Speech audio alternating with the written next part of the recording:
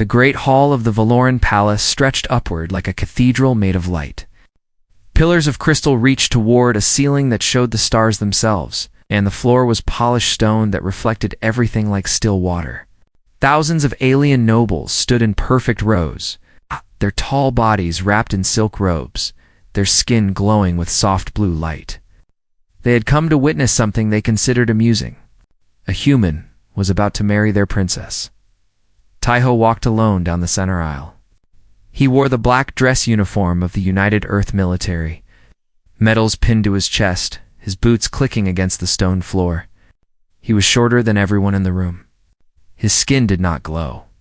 His ears were round, his eyes were dark, and his face carried scars that no Valoran would ever allow to remain on their perfect bodies.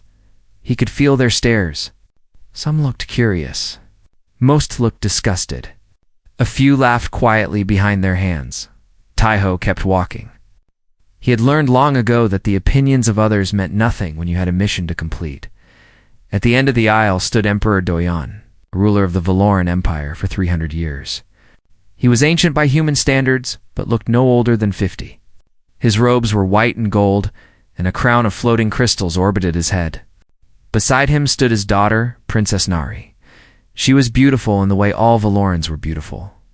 Tall and slender, with silver hair that fell past her waist and eyes like liquid gold. But her expression was cold. She looked at Taiho the way someone might look at an insect that had crawled onto their dinner plate. Taiho stopped before them and bowed deeply. He said nothing. He had been told to say nothing unless spoken to first.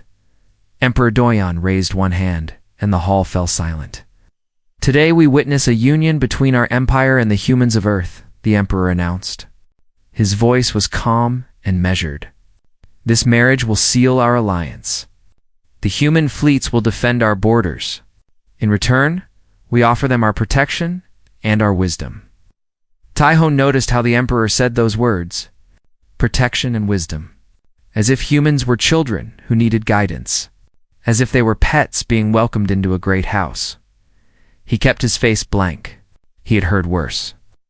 "The human called Taiho will become consort to my third daughter, Princess Nari," the emperor continued. "He will live in our palace. He will learn our ways. And through this bond, our two peoples will stand together against the Keth Dominion." A voice cut through the ceremony like a blade. "Must we really do this, father?" Prince Hajun stepped forward from the crowd. He was taller than his sister, with sharp features and eyes that burned with open contempt. He wore military armor decorated with jewels, though Taiho doubted the prince had ever seen real combat. "This creature is barely more than an animal," Hajun said. Gesturing at Taiho, "Humans live what, 80 years? Perhaps 90? My sister will be a widow before she even reaches middle age. This is an insult to our bloodline." Murmurs of agreement rippled through the crowd. Emperor Doyon raised his hand again. "The decision is made, my son. The Keth grow stronger each year. We need allies." "We need soldiers," Hajun corrected. "Guard dogs. Let them fight and die for us." "But marriage?" He laughed. "You ask too much," Taiho finally spoke. His voice was quiet but clear. "I did not ask for this either." The hall went silent. Hajun turned to stare at him, shocked that the human had dared to speak. "What did you say?" the prince demanded. Taiho met his gaze without flinching. "I said I did not ask for this. I was ordered to come here. Just as your sister was ordered to accept me. Neither of us chose this path. But we are both doing our duty." Hajun's face twisted with anger. He stepped closer, looming over Taiho by nearly 2 feet. "You dare speak of duty to me? What does a creature like you know of duty? Your entire species has existed for barely a heartbeat. You crawled out of your muddy little planet and immediately started killing each other. You are savages." Taiho did not step back. He did not look away. He said simply, "We are." Something in his voice made Hajun hesitate. There was no shame in that admission, no defense. Just a cold statement of fact. Emperor Doyon cleared his throat. "Enough. The ceremony will proceed." The ritual that followed was long and complex. Taiho stood where he was told to stand. He repeated words he did not understand. He allowed priests to paint symbols on his hands with glowing ink. Through it all, Princess Nari stood beside him like a statue, never once looking in his direction. When it was finally over, they were declared bonded under Valoran law. The crowd dispersed quickly. Nobody congratulated them. Nobody welcomed Tai-Ho to the family. The nobles simply left, returning to their lives as if nothing important had happened. That night, Tai-Ho was led to the quarters he would share with his new wife. The rooms were massive, larger than any house he had ever lived in. Everything was white and silver and impossibly clean. Nari was waiting for him. She stood by a window that overlooked the city below, where floating towers glittered like diamonds against the dark sky. "Close the door," she said without turning around. Tai-Ho did. For a long moment, neither of them spoke. Then Nari turned to face him. Her golden eyes were hard. "I want to understand something," she said. "What kind of man agrees to be sold like property? Did your leaders force you? Did they threaten your family? What could possibly make you accept this humiliation?" Tai-Ho considered the question. He walked to a chair and sat down, even though she had not invited him to sit. He was tired. The journey from Earth had taken months, and he had not slept well in years. "Hey, no one forced me," he said. "I volunteered." Nari stared at him. "Why?" "Because this marriage will prevent a war," Tai-Ho replied. "Your empire needs our ships. Our people need your technology. Without this alliance, millions will die when the Keth attack. My comfort means nothing compared to that." Nari shook her head slowly. "You speak of sacrifice as if it is simple." "It is simple," Tai-Ho said. He looked down at his hands, at the scars that crossed his knuckles. "I have been a weapon my entire life. I have killed more people than I can count. At least this way, my service saves lives instead of ending them." Nari studied him for a long moment. She was trying to understand him, Tai-Ho realized. Trying to find the lie or the hidden motive. But there was nothing hidden. He was exactly what he appeared to be. A tired soldier looking for a reason to keep going. "You are strange," Nari finally said.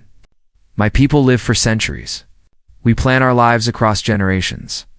But you humans, you burn so briefly. How do you find meaning in such short existences?" Tai-Ho looked up at her. "Maybe that is why we fight so hard," he said. "We do not have time to waste." Nari had no response to that. She turned back to the window and Tai-Ho closed his eyes. Tomorrow would bring new challenges. New insults. New tests, but he had survived worse. He always did. 6 months passed like water flowing around a stone. Tai-Ho existed in the palace, but he did not truly live there. He was a ghost that the Valorans had learned to ignore. At first, the nobles had watched him with curiosity. They studied the way he walked, the way he ate, the strange sounds of his human language. But curiosity faded quickly. Tai-Ho was quiet. He did not perform tricks or make amusing mistakes. He simply existed, and that was boring, so they forgot about him. Tai-Ho attended every state function at Nara's side. He stood behind her at council meetings. He walked 3 steps behind her through the crystal corridors. The nobles spoke freely in front of him, never bothering to lower their voices. They assumed he could not understand their language. They were wrong. Tai-Ho had spent the first 2 months doing nothing but learning. He listened to every conversation. He read every document he could find. He practiced the Valoran language in his quarters until he could speak it without accent. But he never revealed this knowledge. It was more useful to be underestimated. He learned many things by being invisible. He learned that the Valoran military had not fought a real war in over 300 years. Their generals were politicians who had earned their ranks through family connections. Their soldiers trained with beautiful weapons they had never used in actual combat. He learned that the Keth Dominion had been expanding for decades, conquering smaller empires one by one. They were getting closer to Valoran space every year. The intelligence reports were clear. War was coming. But Emperor Do-Yen dismissed these warnings. The Valorans believed their technology was superior. They believed their history made them invincible. They had forgotten what it meant to truly fight for survival. Tai-Ho had not forgotten. In the forgotten corners of the palace, far from the glittering halls where nobles gathered, Tai-Ho found places to train. old courtyards that no one visited, storage rooms filled with ancient equipment. He exercised in the darkness before dawn, pushing his body to its limits. He practiced combat techniques that had been developed through centuries of human warfare. He also prepared for the worst. He hid supplies throughout the palace: water, food, medical kits, weapons, small caches that no one would notice. He mapped every corridor, every maintenance tunnel, every possible escape route. He studied the palace security systems until he knew them better than the guards who operated them. He told no one, not even Nari. Princess Nari had settled into an uneasy peace with her human husband. They shared quarters but rarely spoke. She had her duties, and he had his silence. It was not a marriage in any meaningful sense. It was an arrangement. Both of them had accepted that. But small things began to change. Nari noticed that Taiho barely slept. She would wake in the middle of the night and find his bed empty. She would look out her window and see him standing in the courtyard below, staring at the moons, his breath misting in the cold air. One night, she heard him screaming. She rushed into his room to find him tangled in his sheets, fighting against invisible enemies. His eyes were open, but he was not awake. He shouted words in languages she did not recognize. His hands moved in patterns that she realized were combat strikes. When he finally woke, he was covered in sweat and shaking. Nari sat on the edge of his bed. She did not know why. Perhaps because he looked so lost in that moment. So different from the calm, silent man she had come to know. "What do you dream about?" she asked quietly. Taiho took a long time to answer. He sat up slowly, pressing his hands against his face. "Proxima," he finally said. "What is Proxima?" "A planet," Taiho replied. "A human colony world. I was stationed there during the war." Nari waited. She had learned that humans sometimes needed time to find their words. "The enemy surrounded us," Taiho continued. "Cut off our supplies. Destroyed our communications. My unit was assigned to hold a mountain pass while civilians evacuated. There were 200 of us. The enemy had thousands." He looked at his hands. "The siege lasted 47 days. Every day we fought. Every night we buried our dead. By the end, I was the only one left." Nari felt something cold settle in her chest. "How did you survive?" Taiho's expression did not change. "I refused to die," he said. "The enemy killed everyone I cared about. They took everything from me. I decided that I would make them pay for every life they had stolen. I would survive out of pure spite." He laughed softly, but there was no humor in the sound. "The enemy called me the ghost who wouldn't die. They sent entire companies to hunt me. I killed them all. When rescue finally came, I was sitting on a pile of enemy bodies, too tired to stand." Nari did not know what to say. Her people lived for centuries. They valued peace and beauty and wisdom. They had forgotten what true desperation looked like. But this man, this fragile human who should have died a dozen times over, had survived through will alone. "Why do you tell me this?" Nari asked. Taiho looked at her. His dark eyes were steady. "Because you asked. And because you should know what kind of man you married." Nari considered this. "My brother called you a guard dog. He was not entirely wrong," Taiho admitted. "I am a weapon. That is what I was trained to be. That is what I am good at." He paused. "But I chose to come here. I chose to protect instead of destroy.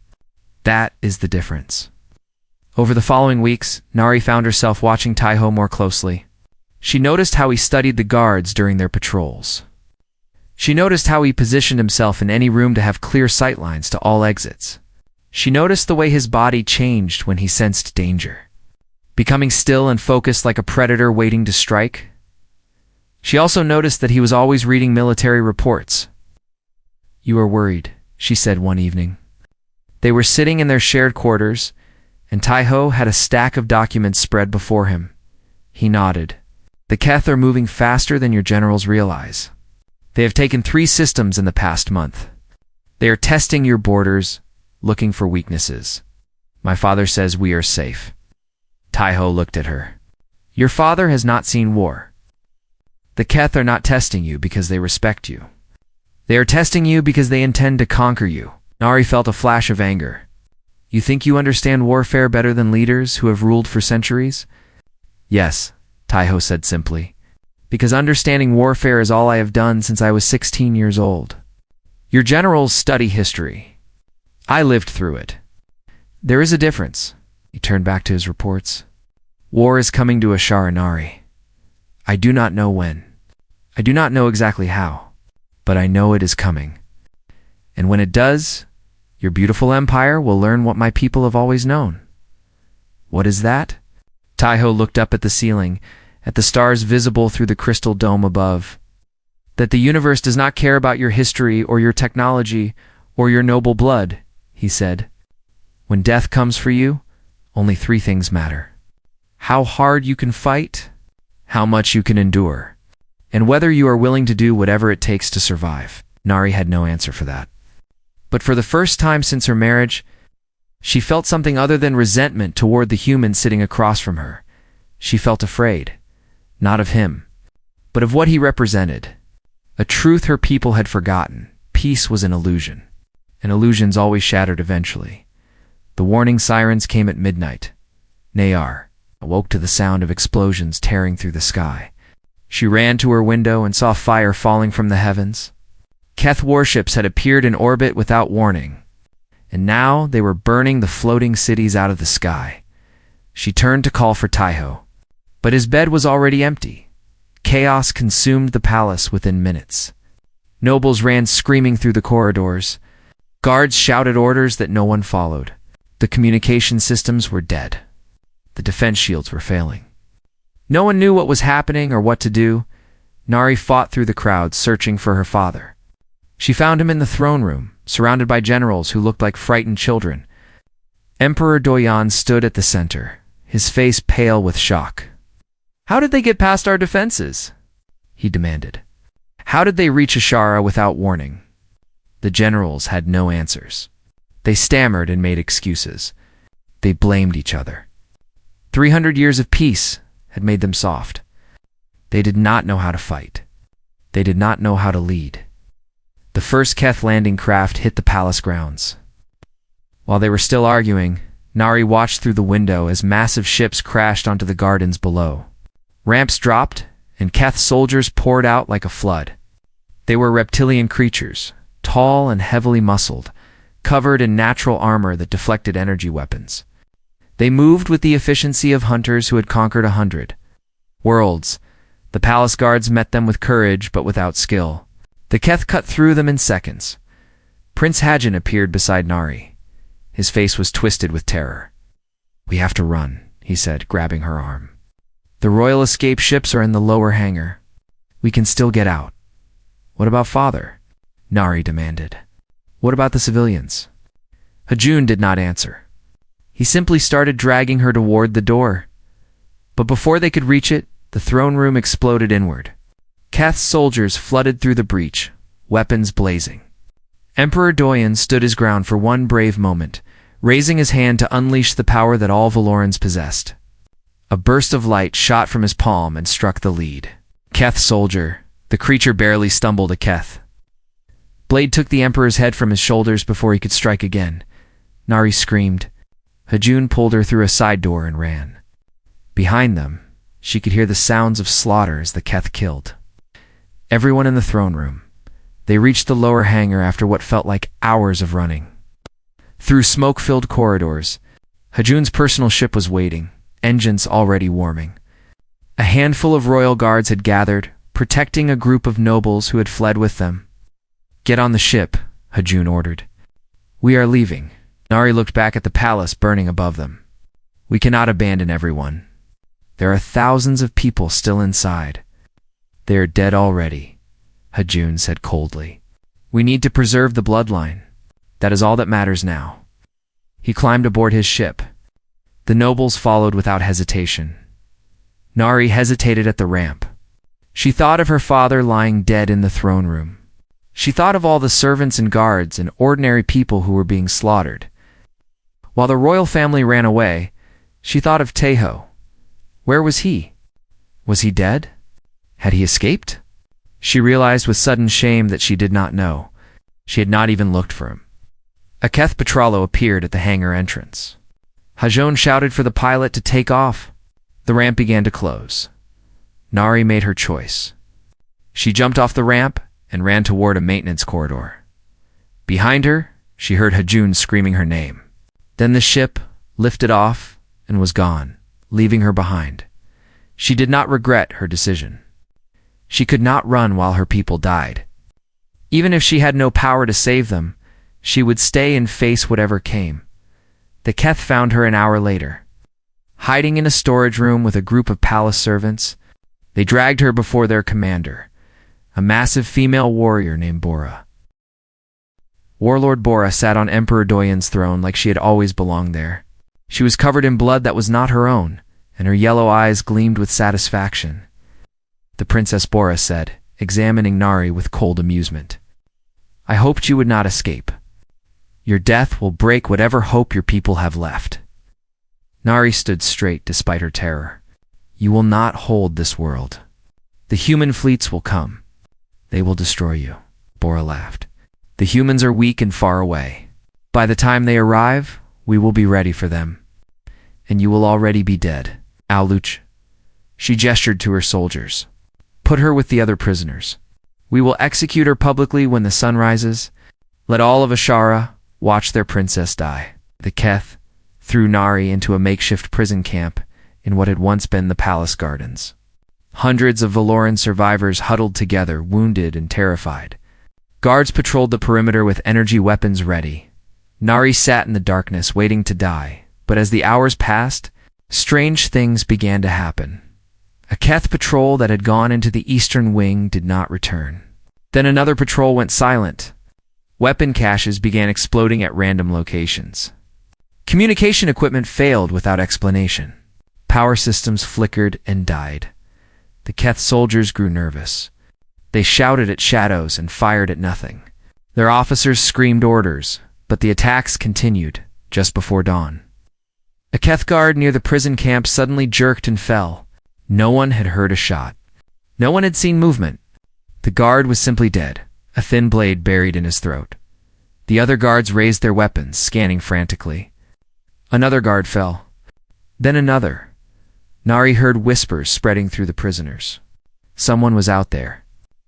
Someone was hunting the Keth in their own territory. A prisoner near her. An old servant who had worked in the palace for decades leaned close. I saw him, the old woman whispered. Moving through the maintenance tunnels, it was the human. The princess's husband. He had weapons I have never seen before. He was covered in blood and smiling. Nari's heart stopped. Taiho was alive. As the sun rose over the burning city, Warlord Bora received reports from every sector. 17 patrols had been destroyed. 4 weapon caches had exploded. Communications were still offline. And at least 40 soldiers had been killed by a single enemy combatant who no one could catch or even see clearly. Bora listened to each report with growing fury. One soldier, she said finally. You are telling me that one human is doing all of this? Her officers shuffled nervously. He moves like nothing we have ever seen, Warlord. He does not fight fair. He strikes from the shadows and vanishes before we can respond. He uses traps, poisons, explosives. Our warriors do not know how to fight something like this. Bora stood from her throne. Then find him. Dedicate 1,000 soldiers to hunting him down. I want his head before sunset. The officers rushed to obey, but Nari knew something that Bora did not. She had seen the look in Taiho's eyes when he spoke of the siege on Proxima. She had heard the coldness in his voice when he described surviving through pure spite. The Keth had made a terrible mistake. They had invaded Ashara, expecting to conquer a peaceful species that had forgotten how to fight. Instead, they had awakened something far more dangerous. A human who had already lost everything once. A human who had nothing left to lose, and humans, Nari now understood, were most dangerous when they had nothing left to lose. The Keth called him the Phantom, the Ghost, the Thing in the Dark. They stopped using his real name because speaking it felt like summoning a curse. Soldiers who had conquered entire planets now jumped at shadows. Warriors who had never known fear learned to dread the night. Taiho moved through the occupied palace like smoke through cracks. He knew every corridor, every hidden passage, every maintenance tunnel. He had spent months preparing for this moment, and now his preparation was paying off in blood. He did not fight like a Valoran. He did not challenge his enemies to honorable combat. He did not announce his presence or give warnings. He fought like a human, which meant he fought to win at any cost. When a Keth patrol gathered in a dining hall, Taiho poisoned their water supply.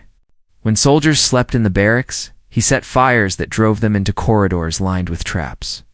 When officers called meetings, he collapsed the ceilings above them. He turned every advantage into a weapon, every piece of knowledge into a blade. The Keth had numbers. They had technology. They had strength that dwarfed any human.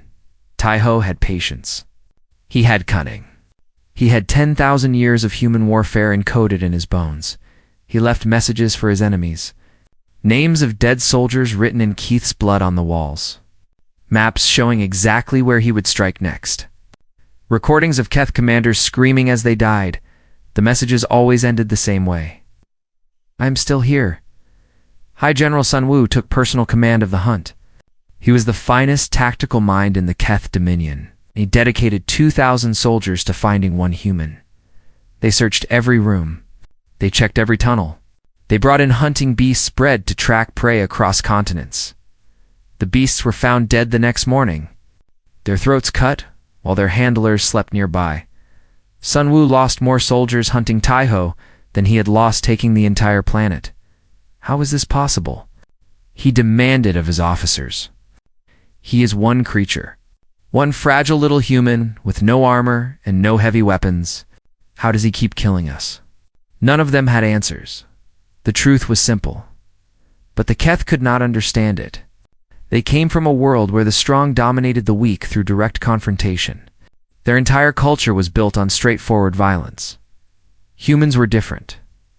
Humans had evolved on a death world where everything was trying to kill them. They had learned to survive not through strength, but through adaptation. Through persistence? Through the willingness to do whatever was necessary. The Keth fought to conquer, humans fought to survive, and there was no creature in the galaxy more dangerous than a human fighting for survival. On the third day of the occupation, Warlord Bora decided that waiting was pointless. The humans' attacks were destroying morale. Her soldiers were terrified to sleep. They were seeing enemies in every shadow. She needed to end this. She needed a victory that would restore confidence. She would execute Princess Nari publicly, as planned.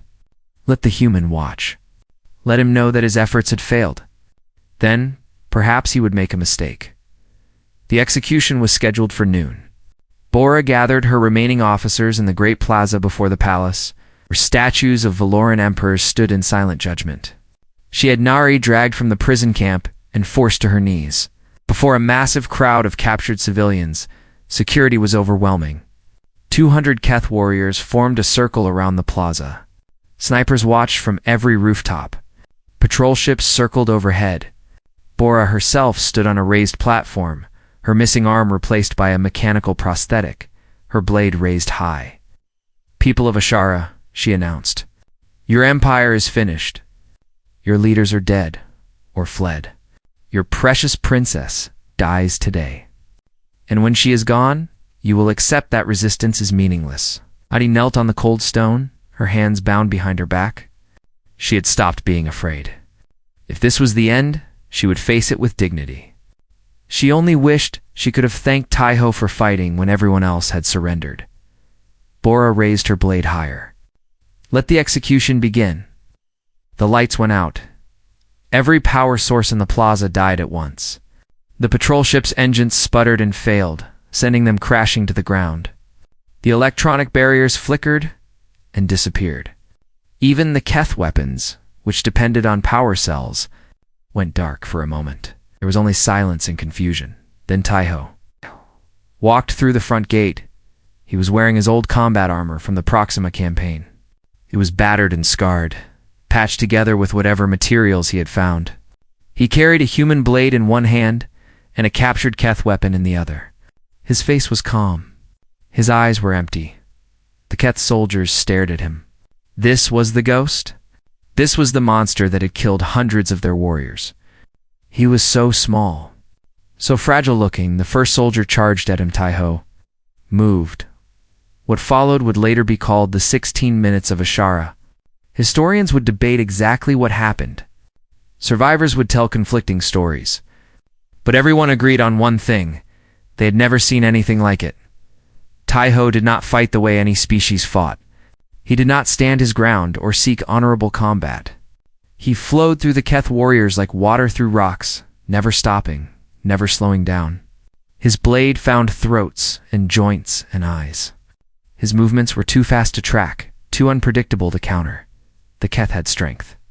They had armor. They had numbers. Taiho had 10,000 years of human combat evolution.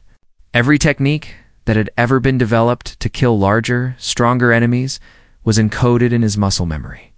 Every dirty trick, every brutal efficiency, every way to turn an opponent's advantages against them. He killed 6 soldiers in the first 10 seconds. By the end of the first minute, 20 were dead. Bora screamed for her warriors to form ranks, to coordinate, to fight together. But Taiho never gave them the chance. He moved constantly, using their own bodies as shields, turning their numbers into a weakness. They could not fire at him without hitting each other. They could not surround him because he was never in the same place for more than a heartbeat at the 5-minute mark. Bora herself entered the fight. She was the finest warrior the Keth had ever produced. She had killed champions from a dozen species. Taiho took her sword arm at the elbow. She fell back, screaming, and her remaining officers dragged her to safety.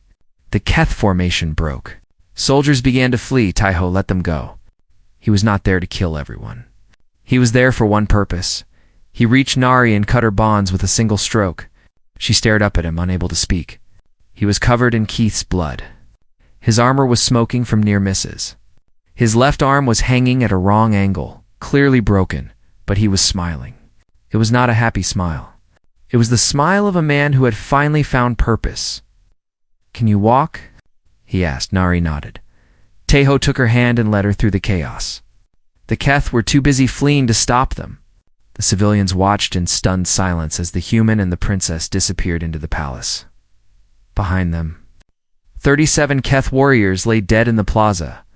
Later, when they had reached a safe room deep in the palace's forgotten sections, Nari finally found her voice. "What are you?" she whispered. Taiho was treating his wounds with supplies from one of his hidden caches. He did not look up as he answered, "I am what happens when you corner something that refuses to die." Nari watched him work. This man, this fragile human, who her people had dismissed as a primitive, had just done what her entire military could not. He had faced an army alone, and won. "My people have forgotten what war truly means," she said quietly. "We thought we were superior because we lived longer and built greater cities. But we forgot the most important lesson." "What lesson is that?" Nari met his eyes. "That survival is not about how long you live. It is about how hard you fight." Taiho finished, bandaging his arm. For the first time since she had known him, his expression softened slightly. "Your people can relearn that lesson," he said. "If they choose to, will you teach us?" Taiho stood and looked toward the door. Somewhere above them, the Keth were regrouping. The fight was not over. It might never truly be over. "Yes," he said, "I will." And for the first time since the invasion began, Nari felt something she had forgotten. Hope. The human fleet arrived on the 7th day, Admiral. Yuna had pushed her ships past every safety limit to reach Ashara in time. When her sensors showed the Keth invasion force already in chaos, she did not hesitate. She gave the order to attack immediately. The Battle of Ashara lasted less than 3 hours. The Keth warships, already damaged by mysterious sabotage to their systems, could not coordinate their defense. Human destroyers cut through their lines like blades through paper. Keth soldiers on the ground, already demoralized by days of fighting an enemy they could not see, surrendered in waves. Warlord Bora was captured trying to escape on a stolen shuttle. High General Sun Wu died when Taiho personally intercepted his command ship during the final moments of the battle. The Keth Dominion's invasion force was completely destroyed. When the fighting ended, Admiral Yuna landed in the ruined palace plaza to meet with whoever was left in charge. She found Princess Nari waiting for her, standing straight despite her exhaustion. Beside her stood a man in battered armor who looked like he had not slept in a week. Admiral Nari said, "Thank you for coming." Yuna studied the scene before her. The plaza was still marked by the battle from days before. Keth Bodis had been removed, but bloodstains remained on the stone. She had already heard reports about what had happened here. "My intelligence officers say that one man held this planet together until we arrived," Yuna said. "One human soldier who was supposed to be retired, living as a diplomatic consort." She looked at Taiho. "Want to explain how a political marriage turned into a one-man war?" Taiho shrugged. "It seemed to hurt. They made me angry." Yuna stared at him for a long moment. Then she laughed. "Same as always, Taiho. You never change." "You know each other?" Nari asked. "Was his commanding officer during the Proxima campaign," Yuna explained. "I'm the one who recommended him for this marriage mission. I thought he deserved some peace." "Should have known better. Men like him don't retire. They just wait for the next war." In the days that followed, Ashara slowly began to heal. Human engineers worked alongside Valoran survivors to repair critical systems. Medical teams treated the wounded. The dead were counted and mourned. Prince Hajun returned with great ceremony, expecting to claim the throne. He had gathered loyal nobles during his exile and was confident that the surviving court would welcome him as their new emperor. He was wrong. The Valoran nobles who had survived the occupation had seen something that changed them. They had watched their empire fall in hours. They had watched their military fail completely. And they had watched a single human do what their entire civilization could not. When Hajun demanded the throne, the court refused. "You fled," one elderly noble said, his voice heavy with contempt. "You abandoned your people to die while you ran to safety. We will not be ruled by a coward." Hajun's face twisted with rage. "Then who, my sister? She is bonded to a human. Our bloodline would be polluted." "Your sister stayed," another noble replied. "She faced death rather than abandon Ashara, and her husband saved us all." The noble turned to Nari. "We will follow you, princess, or should I say empress?" Nari accepted the crown 3 days later in a ceremony held in the rebuilt throne room. It was a simple affair compared to the elaborate rituals of the old empire. There was no time for such things. There was too much work to be done. Her first official act surprised everyone. "I name Taiho of Earth as my imperial consort," she announced. Not as a political gesture, not as a symbol of alliance, but as recognition of who he truly is. She looked at Taiho, who stood beside her in a clean uniform for the first time in weeks. "He is the defender of Ashara, the one who held the darkness back when no one else could. He is worthy of any title we can give him." Taiho said nothing. But Nari saw something in his eyes that she had never seen before. Not pride, not satisfaction. Something softer. Something that looked almost like peace. The months that followed were busy. The Valoran-human alliance was rebuilt, this time as a true partnership between equals. Human military advisors began training Valoran soldiers in the arts of war that their species had forgotten. Valoran scientists shared technologies that would advance human civilization by decades, and slowly, carefully, something else began to grow. Nari found herself seeking out Taiho's company, not because duty required it, but because she wanted to. She discovered that beneath his silence was a dry humor that made her laugh. She discovered that he listened more carefully than anyone she had ever known. She discovered that he remembered every small thing she mentioned and acted on them without being asked. One evening, she found him in the rebuilt gardens, staring at the stars as he so often did. "What do you think about?" she asked, sitting beside him. "The past," sometimes he admitted. "The people I lost? The things I did to survive?" He paused. "But less than before. These days I think more about the future." "What kind of future?" Taiho was quiet for a long moment. I spent my whole life as a weapon.